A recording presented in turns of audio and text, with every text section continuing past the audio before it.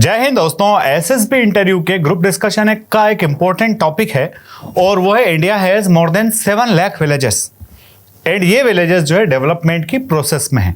So how these villages can be developed और Leeds हमें दी जाती है एजुकेशन, इंफ्रास्ट्रक्चर और प्राइवेट सेक्टर इन्वेस्टमेंट।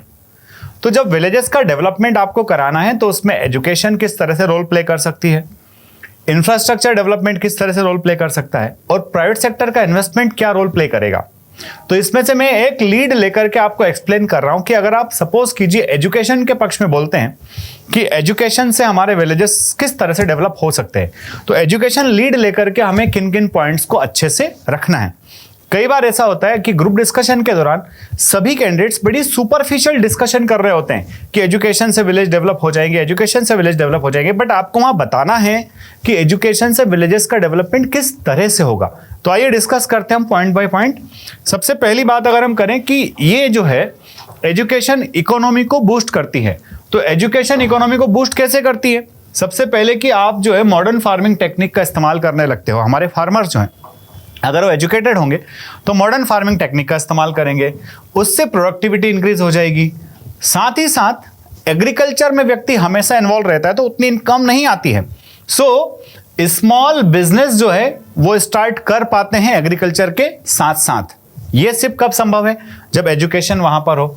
साथ ही साथ स्किल्ड लेबर, रिड्यूसिंग डिपेंडेंसी जो है वो घट जाती है, डिपेंडेंसी कम हो जाती है और स्किल्ड लेबर अवेलेबल हो जाती है। जैसे आज की तारीख में अगर हम देखें तो एग्रीकल्चर में ड्रोन का इस्तेमाल हो रहा है। अब ड्रोन का इस्तेमाल करने के लिए हमें लेबर कैसा चाहिए? स्किल्ड चाहिए। तो ये सब एजुकेशन से पॉसिबल है। तो ये सब बातें आपको बताना है। अब हम नेक्स्ट बात करते हैं कि इकोनॉमिक बूस्ट के साथ और क्या होने वाला है। तो दूसरी चीज हेल्थ और हाइजीन इंप्रूव होती है। पढ़ा लिखा आदमी थोड़ा सा चीज़ों के ऊपर ज़्यादा ध्यान देता है। हेल्थ हाइजीन जब इंप्रूव होती है तो कहीं ना कहीं हॉस्पिटल्स में खर्च होने वाला पैसा है वो भी बचता है। तो education spreads awareness about clean water, sanitation, nutrition and disease prevention. तो कहीं ना कहीं ये भी हमारे विलेजेस के डेवलपमेंट में डायरेक्टली रोल प्ले कर रही होती है। Reduce infant and maternal mortality.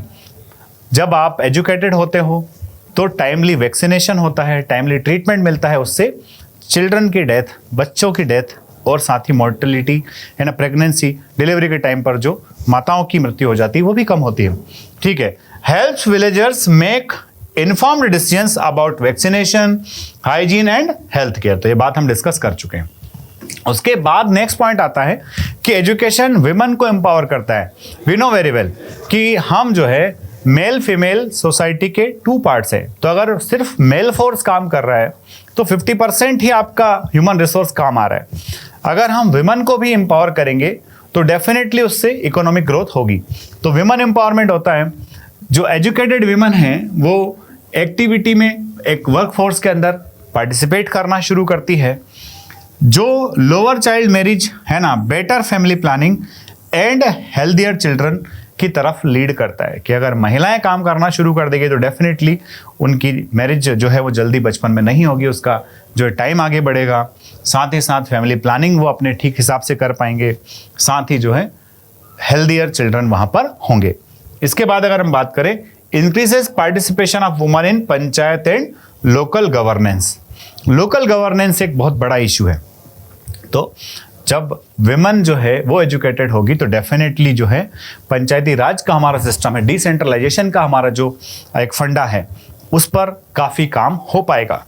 आगे अगर हम बात करें तो फिर आते हैं रिड्यूस पॉवर्टी कि भाई गरीबी कैसे कम होगी।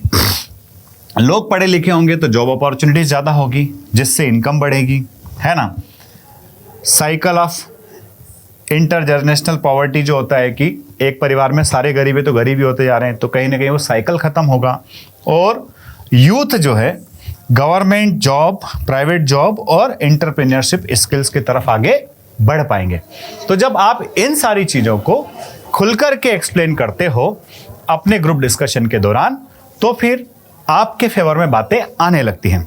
तो ये तो थे बेसिक पॉइंट्स। ये पूरा पीडीएफ में एसएसजी वर्ल्ड के टेलीग्राम पे डाल रहा हूँ। इसमें और भी पॉइंट्स हैं। ये 4 पॉइंट्स मैंने कवर किए, इसमें 6 मोर पॉइंट्स है जो वहाँ आपको मिलेंगे।